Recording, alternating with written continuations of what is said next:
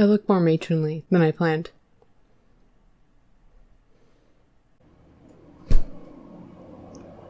I didn't turn off my AC.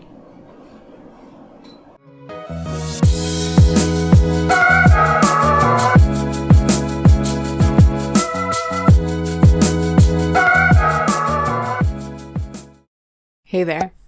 Don't mind me. I'm just getting all kinds of dressed up in outfits because we are in day I don't know what of quarantine. And the irony of lockdown in 2020 is, and I wonder if it's the same for other people, and I do recognize how blessed I am to be able to do this, but it's like being stuck at home all the time translates to all kinds of online shopping, oftentimes for clothes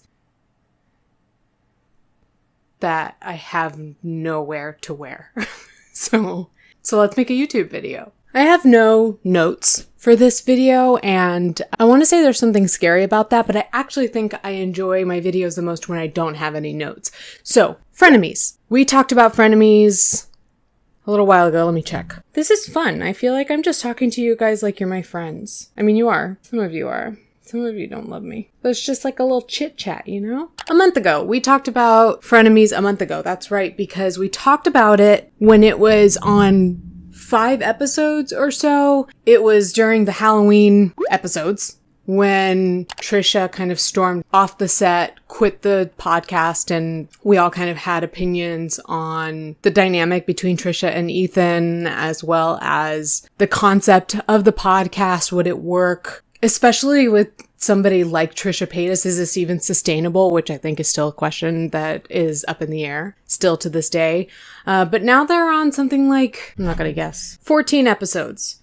So as of today, there are 14 episodes of Frenemies. If you're caught up, you just recently, well, to me right now, but by the time I get this up, this was like a week ago. But we just watched the episode of Frenemies where, well, first, let's go back to the episode before this, episode 13. I think that Trisha and Ethan were supposed to do some sort of like beauty hacks, TikTok beauty hacks or something like that was supposed to be the theme. They were going to get pizza. It seemed like it was going to be a fun time. And there were some odd cuts.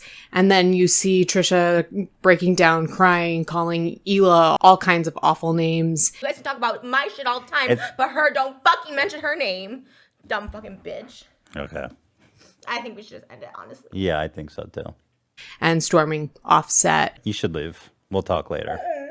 Yeah, you should get out. I am going, but Yeah. we're not talking later. Fucking bitch, you too. I don't care. Fucking dummy. I couldn't care less.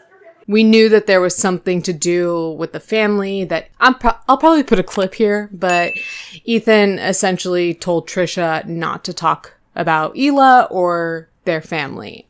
And something about that really kind of triggered Trisha, or something about the conversation they had that was cut out was really triggering for her. She stormed off the set again. Actually, she did clarify that this time it was Ethan that asked her to leave. He said something like, I think you should go now. So I think I was streaming World of Warcraft that night, maybe, or the next day. And some people had some questions, my opinions on the podcast. I think people asked me if I thought that it would continue. And I actually got this question again right before filming. Do I think that the drama is faked for views and money and all of that? I said, I'm pretty sure that the podcast will continue, that Trisha will come back, that they will work this out. And do I think that the drama is faked or staged? No. I think that that is who Trisha Paytas is. And I mean, like, think about it this way. Before Trisha and Ethan became not even friends, but friendly, I think their first interactions based on Trisha Paytas, A History of Scandals and Controversies. Go watch that after this video. It's a 5-parter. But we did see that their first interactions that I know of were really bad and explosive and emotional. And for, like, this grown man to, like, basically be these hater comments and, like, on such a big platform and, like, shaming these women. Like, I mean, he literally on one of my photos said she went from beauty queen to a monster. and to some degree justified for Trisha. As much as I really, really like Ethan, I think sometimes her frustration with him is justified. Where was I going with that? You know, filming is kind of a difficult thing because you can start a sentence or a thought, and by the time you get halfway through that sentence, you forgot how you started it. And so it's like, well, grammar, syntax, please catch up with me. But this time it's a thought. It's a question of, yeah, I think that this is just indicative of who Trisha Paytas is and what their dynamic is like. I did say while I was streaming Atticus. You probably can't hear that, but he's scratching at the litter box. He's a neat freak.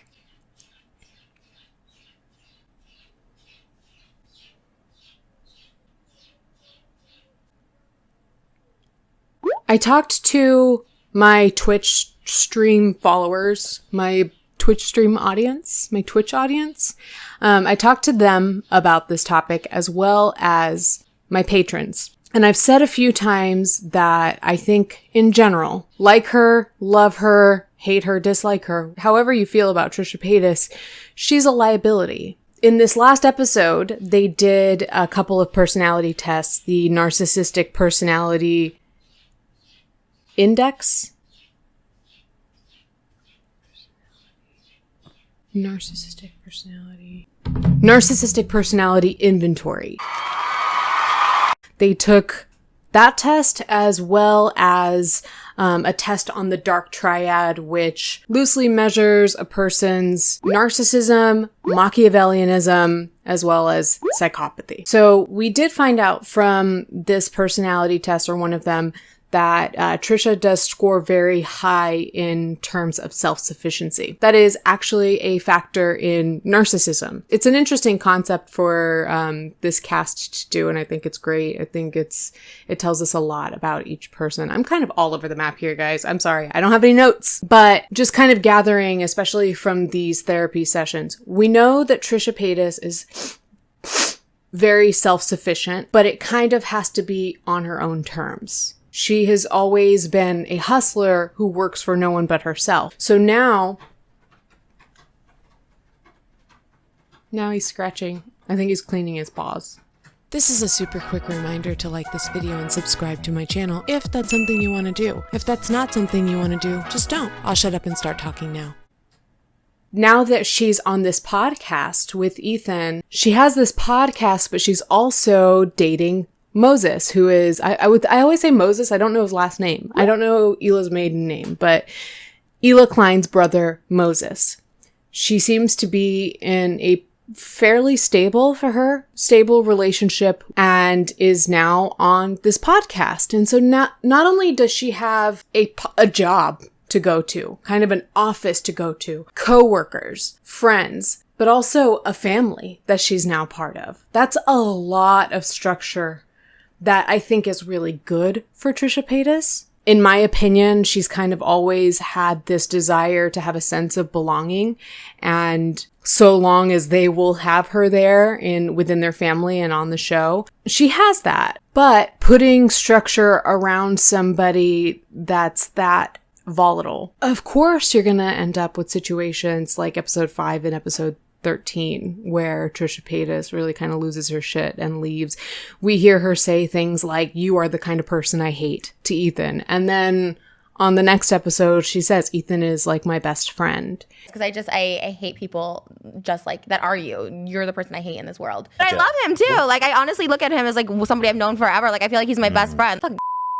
Okay. I literally don't care. Literally, I don't want to come back because I really fucking hate her.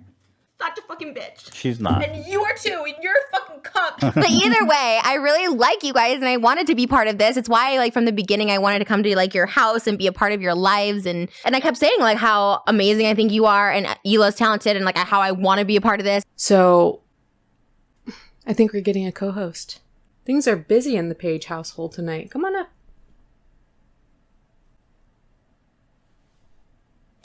Where was I? So we've seen the dynamic between Trisha and Ethan kind of all over the map, which is to be expected. It's in the title of the podcast, Frenemies. It does seem that when things get really bad, they bring Dr. Drew on the show. It's almost like they're getting couples therapy, and it really seems to benefit them. It really seems to help kind of strengthen their bond and stabilize their relationship a little bit more. What I have noticed about Dr. Drew, he's my sweet guy. Thank you.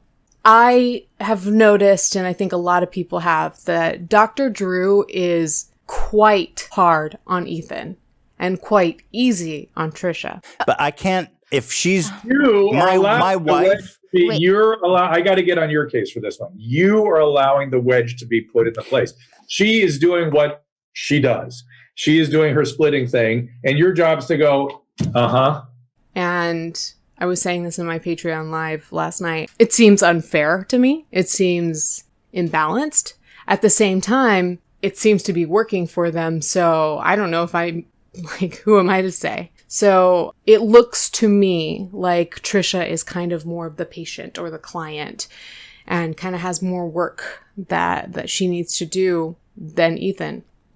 Sorry, if you don't like that, I'm sorry. But I'm not. That it's true. It seems that Trisha is just more unstable. So I wonder if Dr. Drew is harder on Ethan because he knows Ethan can handle it.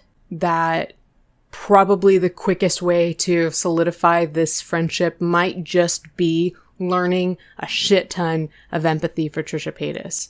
And I think that first episode with Dr. Drew, episode 6, I think, did do that for a lot of people. A lot of people that talked to me about having watched this episode said that they had a certain sense of empathy for Trisha Paytas. They started to understand her better, that there are certain qualities that now kind of make sense or make a little more sense. And I remember one of those things being that Trisha has and saying these things, it's obvious, but having them pointed out by a doctor it forces you to really think about them. Trisha has a problem with perceiving a sense of boundaries, in terms of just social norms. She doesn't know where those kind of normal boundaries are with just like average people. And then on top of that, adding the element of them being on this kind of comedy-based podcast, that kind of fudges the lines in terms of where the boundaries are as it is. So it's a complicated situation. It's kind of a delicate and fragile thing if you're talking about expecting Trisha Paytas's temperament to be stable. Like, what do we expect?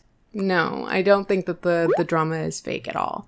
But I do think that Ethan makes for a really, really good friend for Trisha. This last episode where they took these personality tests, you really find that Trisha and Ethan are like on opposite ends of these spectrums.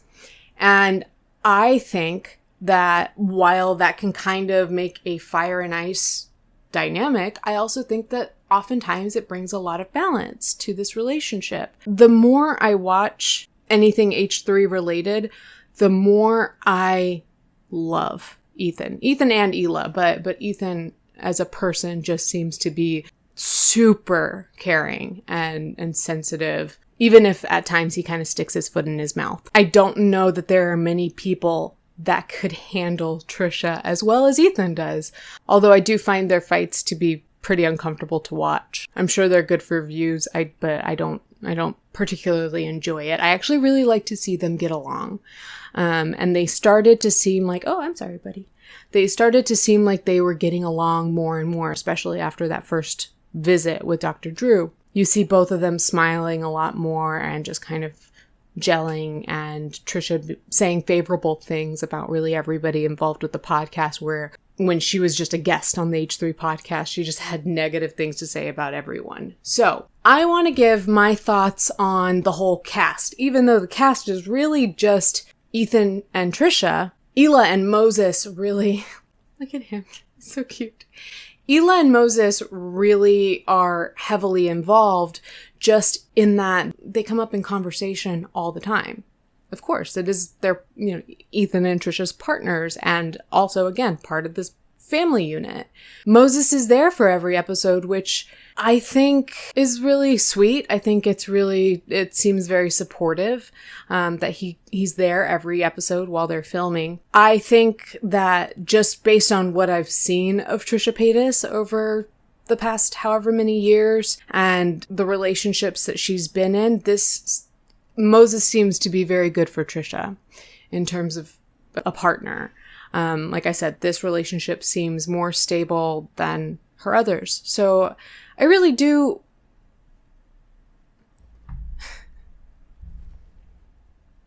Blowing up the spot, dude. He is on the table right now. So if he stands up, okay. Anyway, I do hope for the best for Trisha and Moses. I do think the potential is there for them to be long-term, and that would be great if that works out for them. It would also be great if Trisha kind of has a sense of belonging within this family and they like her and they love her and everybody's happy. Of course, that would be wonderful. However, I don't know if this is an unpopular opinion or not, but I'm going to go ahead and say, whether he's a good guy or not, I find Moses to be the most problematic person in this, like I said, cast. I think the biggest problem lies with Moses. And why is that? I mean, to a lot of us, it's obvious. But a lot of the problems that come up between Ethan and Trisha and everybody involved in this dynamic lie in Trisha talking about their family, and whatever family problems they have, whatever problems lie between Moses and Hila, Moses and the rest of his family. Sometimes we'll bring up Ethan's family. But really, she talks a good bit about, I think, like, oh, Moses doesn't get along with his mother. Moses doesn't tell his mom about me, or things like that. And so it's clear that he talks to Trisha about the family dynamics and whatever problems they have, which is normal. That's his partner. But he seems to be totally fine with Trisha just airing that out publicly for the world to see. And it seems that is what really started to kind of rub Hila wrong, and why Hila just asked that they don't talk about her at all on the podcast. And now as I'm saying that, I'm realizing that, like, again, a person who has a normal gauge on social boundaries would just inherently know not to bring those things up. So of course, Trisha is just as problematic as anyone. But I just think that Moses is kind of the wild card here. But while it would be ideal for Trisha to have an understanding of boundaries and what she should and should not talk about publicly, at least when it comes to the family of her partner, if she wants to have any sort of respectable relationship and a positive and stable relationship with the whole family, I truly believe that in situations like this, it is up to the mutual party to mediate between other parties. I think that in most situations. I definitely think that when it comes to romantic partnerships and family dynamics, friendships, etc.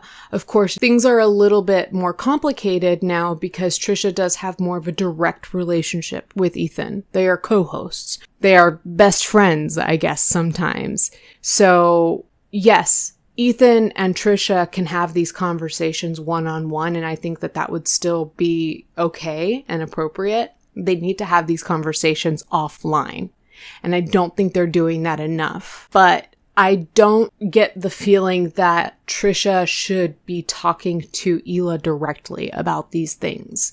It sounds like they did, and it sounds like it went well, and that's great. But if Moses were my brother, say, watching this happen, I would say, hey, you need to talk to your girlfriend about what she should and should not talk about online when it comes to the family. And also, you need to make this up to Hila. You need to do whatever it takes to kind of foster a relationship between your partner and your family member. I think that in so many situations, it is the mutual's responsibility to foster the relationship between the two parties that are connected to them. Is that absolute truth? Is that God's word? No. But that's how I feel. I'd be interested to see some interaction between Trisha and Hila. I mean, of course, we had that before when Trisha was a guest on the H3 podcast, but I can't really conceptualize the two of them having much of a friendship like I can see Ethan and Trisha having one. Obviously, we can see it because it's there, but it makes sense. Like I said, there's a lot of ways that they balance each other out, and there are a lot of things that they both kind of relate on. And of course, they are attracted to members of the same family. So it makes sense to me that Trisha would find a best friend figure in Ethan. I don't see somebody like Trisha getting along that well with somebody like Hila. I don't see them gelling. But I don't know. Hila's kind of the quiet type, and so is her brother, it seems. We know very little about him. So who knows? I guess we'll just have to wait and see what happens between Trisha and this family, Trisha and her colleagues with the Frenemies Podcast and the Frenemies Podcast as a whole. Will this continue? I hope so. I wish nothing but the best for these people. And the concept of the podcast is really interesting. The concept of two OG YouTubers coming together and forming not only friendship bonds, friendship bonds, whatever you want to call that, familial bonds, as well as business partnerships.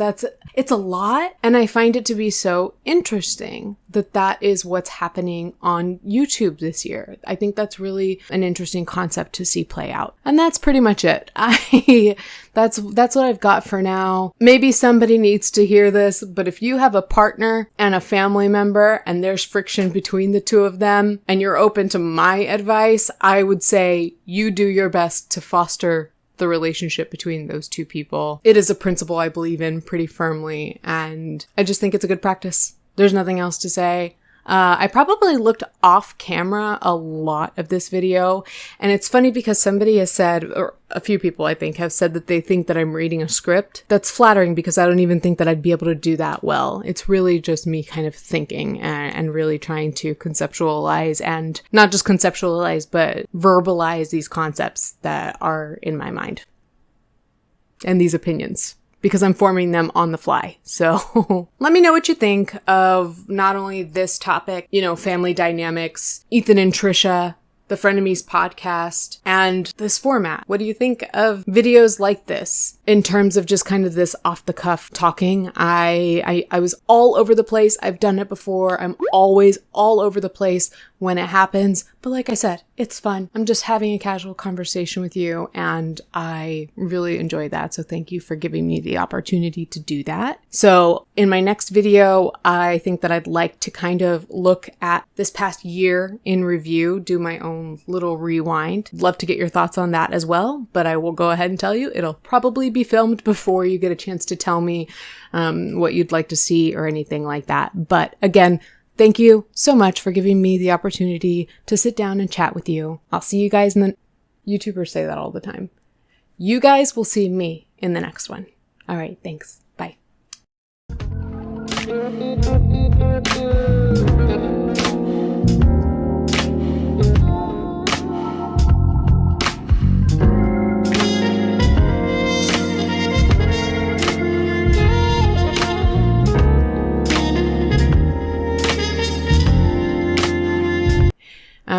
I'm perpetually amazed that some of you guys even just care to hear my thoughts and to hear how my brain works. Looking back on why I started this channel, it was because I felt like there was nobody that I wanted to subject these thoughts and opinions to. And I thought that if I put them out into the world, that if anybody wanted to hear about them, they could come by attraction, not coercion.